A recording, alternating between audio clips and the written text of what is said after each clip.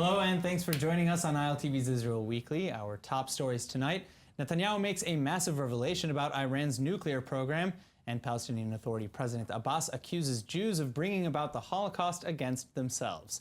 With me today in the studio, we have political analyst from Tel Aviv University, Amnon Morag, former senior advisor to Prime Minister Netanyahu, Dr. Ran Baratz, founder and executive director of the Israel Institute for Strategic Studies, Dr. Martin Sherman, and former chairman of the United States Democratic Party in Israel, Sheldon Shore. Thank you all very much for coming in today.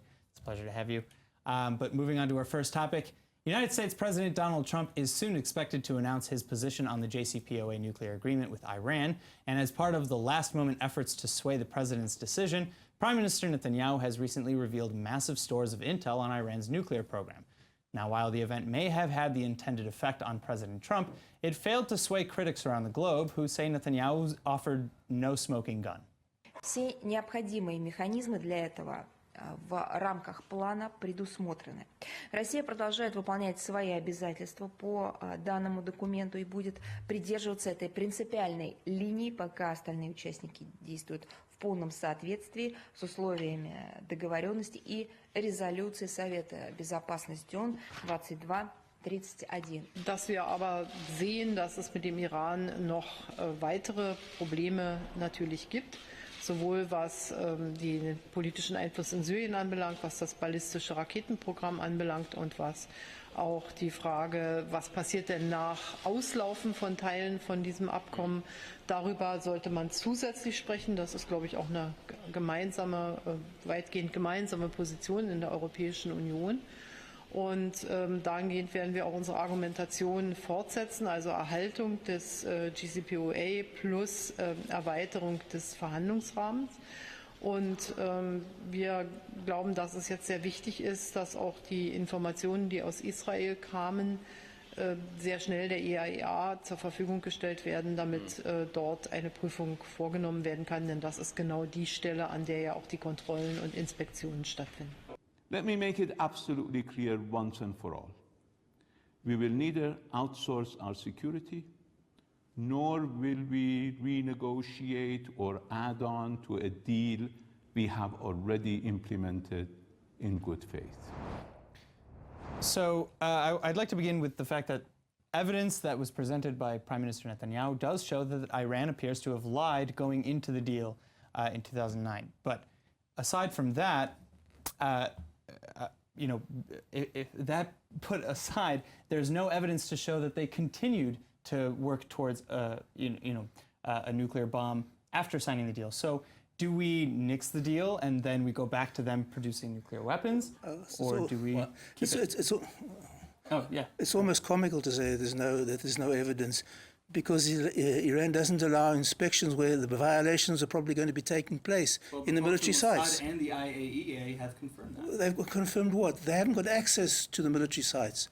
So they've been refused. The International Atomic Energy Agency has been refused access to the military sites. So how can anyone say? And the point today is not to look for proof that the deal is being violated. We need to look for proof that the deal is being actually honored, and it's impossible to do that. All right, well, let's a couple things here. First of all, what we learned by this is that Iran are lied, right? Lied. Here we have some politicians and statesmen who lied. So what's new about that? Machiavelli wrote the book about that 500 years ago. That's guided a statesman all through. It is permissible to lie in the advance of your thing. But one thing it does tell you is that the fundamental basis under which that agreement was made was based on some wrong premises. We gave them the benefit of the doubt to some extent that they did not intend to do a nuclear thing.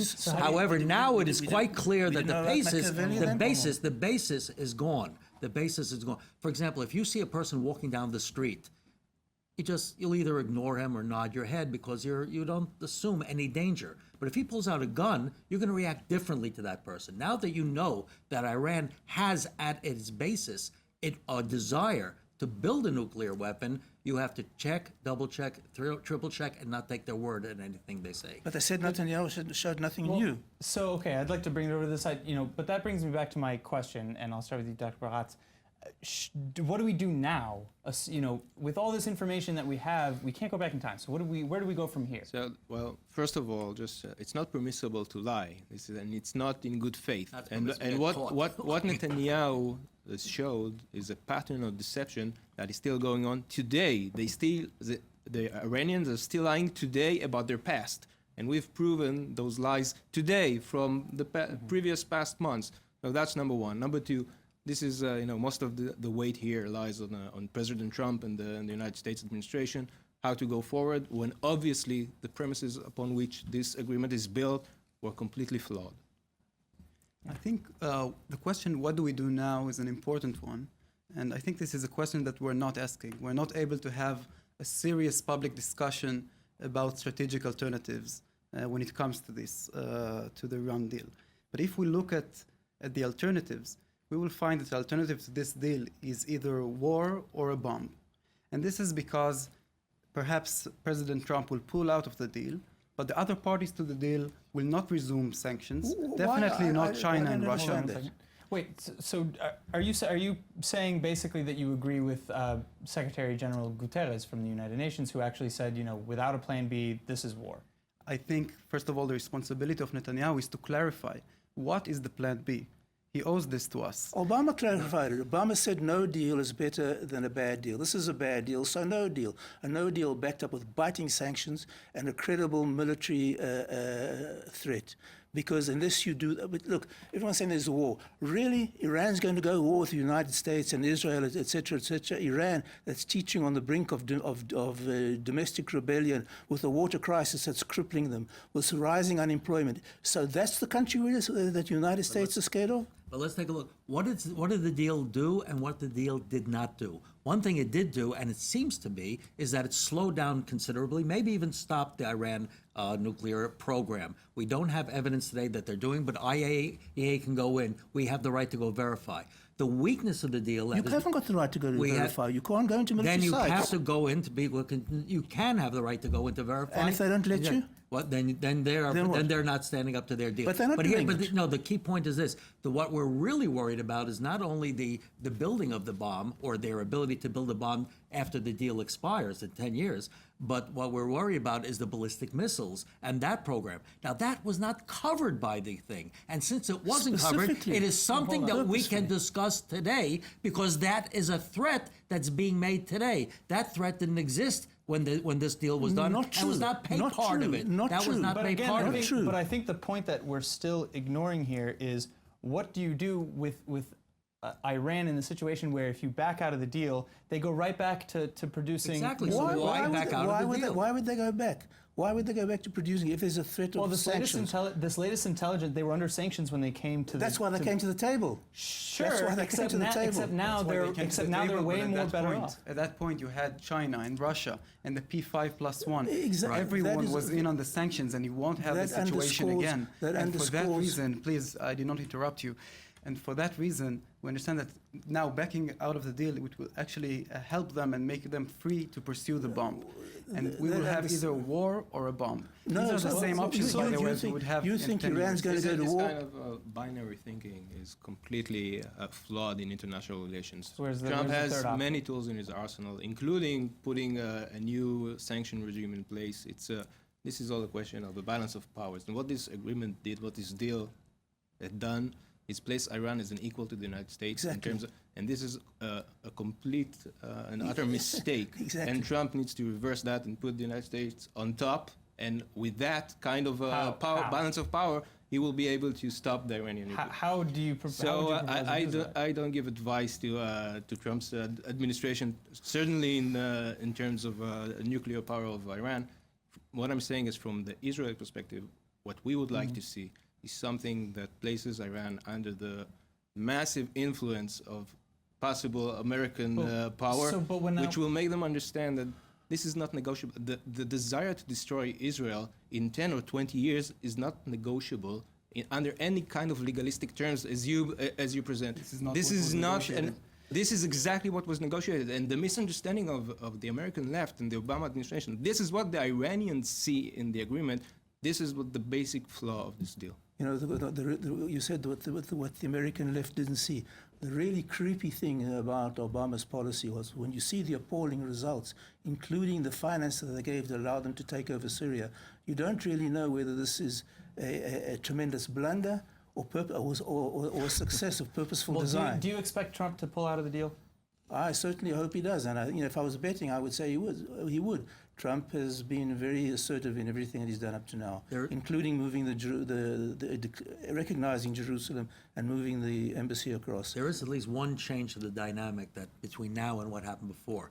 First of all, when the deal was negotiated, America was weak. It was weak because the threat of invading Iran and forcibly stopping the program did not exist. But who's going to invade Iran now? Obama didn't have that power. He didn't have the support of a Republican Congress, and he didn't have the support of the American people. Are you who were suggesting burned. Trump would invade Iran today? Excuse me.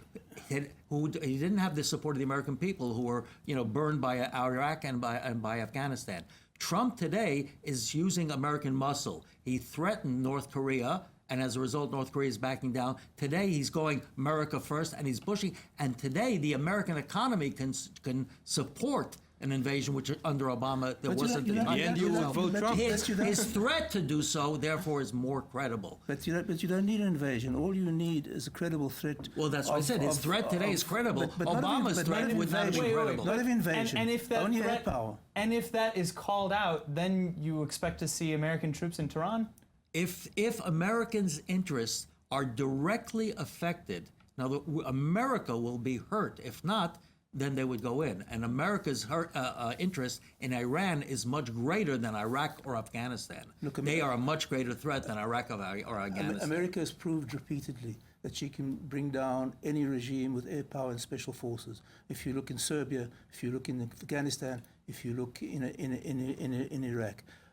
In Iraq and Afghanistan, 90% of the medical expenditure was after the Taliban were dislodged and Saddam Hussein was captured. So America was very, very small resources. That it was American involvement that essentially led to Iran being the way it is today. That may be, but that's not the point. The point is the point is not to change the regime. America should change the regime and bring in democracy to Iran. Iran's a completely different situation to Iraq.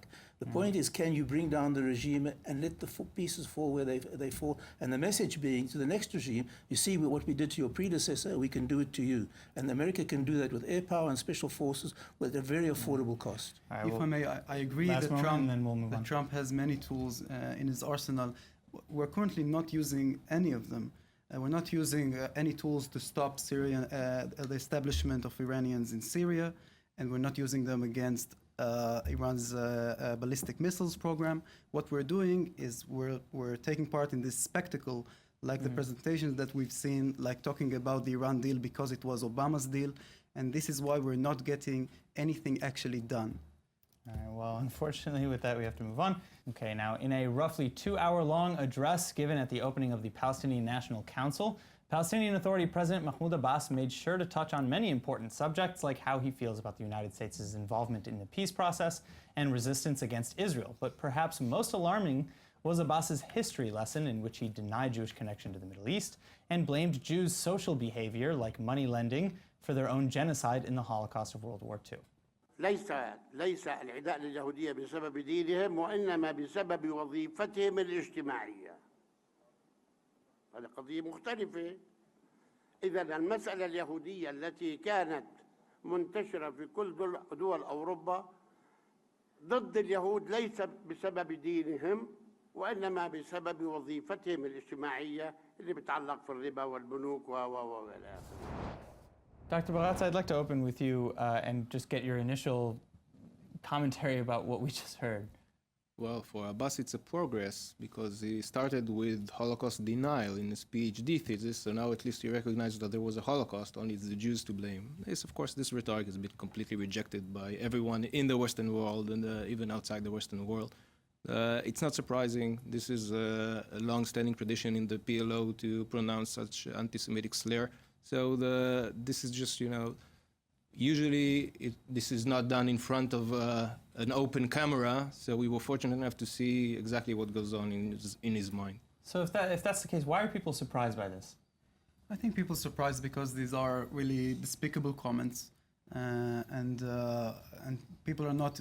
Abbas is portrayed as a two-state solution supporter, and is revered in the international community. And I guess this is why people are surprised. I think it's despicable. I think he should step down and clear the way to better Palestinian leadership. Like who? Well, I mean, he was later on. He was actually just Barghouti. voted to head the PLO again. So how would you? I mean, I think, of course, I think it's troubling. I think for this reason and for many other reasons, of course, he cannot. It seems like he cannot deliver. I think he should step down. But again, I think this is a distraction because when we're talking about Abbas, we're talking about him because we don't want to talk about what we want to do. In 5, 10, 20 years, do we want to see two-state solution or do we want a one-state reality that is non-Jewish, non-democratic, or both? Again, binary options. Yeah, all right. But one thing, first of all, Abbas was elected for 4 years. It's now in his 14th year. Is anybody believe that this is a partner for peace, that he is a person who cares about bringing some sort of peace that will be good for both sides?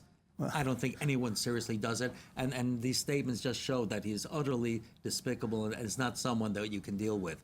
Well, What it's is it? I think, however, I actually am hopeful. I'm actually hopeful. What I see in Saudi Arabia, for example, is that new leadership has come into Saudi Arabia and they're trying to modernize the putting country. pressure on And Abbas I as actually well. believe that this is a trend that could go over there. I believe that the world, the Arab world, is more concerned today with Iran than it is with the Palestinian problem. And as a result, the Palestinians, if they get any different leadership and younger leadership who care about the people more than feathering their own nests, I think there's a chance that something might happen. Well, But, let that's me just, say, but I don't have any hope that the current regime can do it.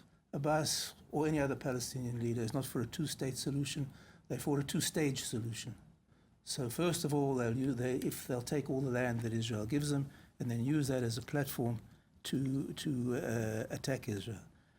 And relating to what my colleague on the left said, Sheldon said, the Palestinian population is not a victim of the leadership.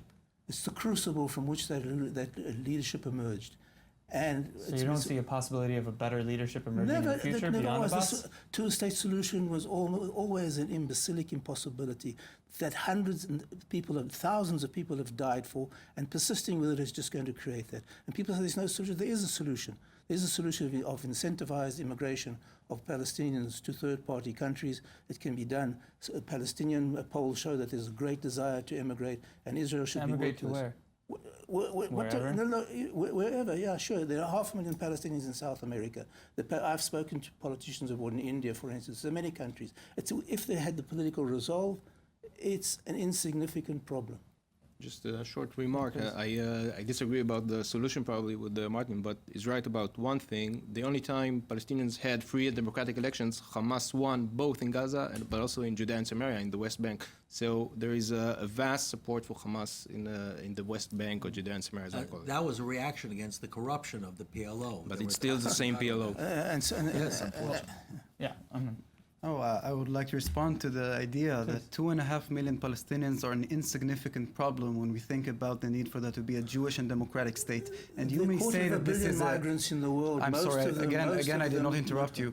And I understand that you are worried for security reasons and defense reasons. And of course, we can talk about the fact that the vast majority of the security apparatus in Israel supports a two-state solution. Support believes that it disengagement. is possible and even better to defend the state with recognized I would like borders. to see them. I would like. That's absolute nonsense. The only real security document that came out from ex-security officials came out from the Dorigold Institute, headed by Bogi Ya'alon, and that the document showed clearly that for Israel to preserve its minimum security needs, it has to control the western slopes of Judea and Samaria, the eastern slopes of Judea and Samaria, the airspace above it, and the electromagnetic spectrum above it. So what's left for a Palestinian state? All the other generals, including the 200 that are together in a new organization, don't talk about security. They talk about politics. And in politics, they have no more expertise than a greengrocer or a taxi driver. They're not talking about, they don't present any security plan.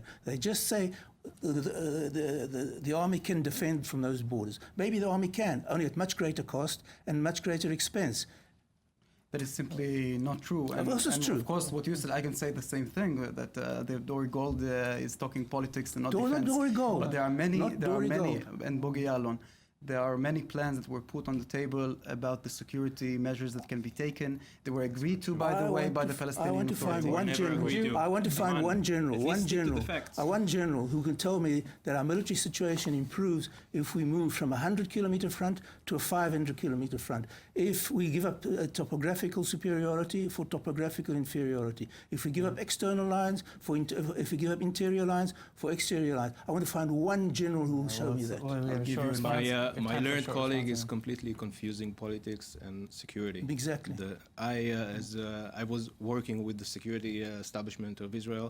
There was never any kind of security arrangement that was accepted along the lines you offer, and it was never there was never anything close to that agreed to by the Palestinians, including in Geneva.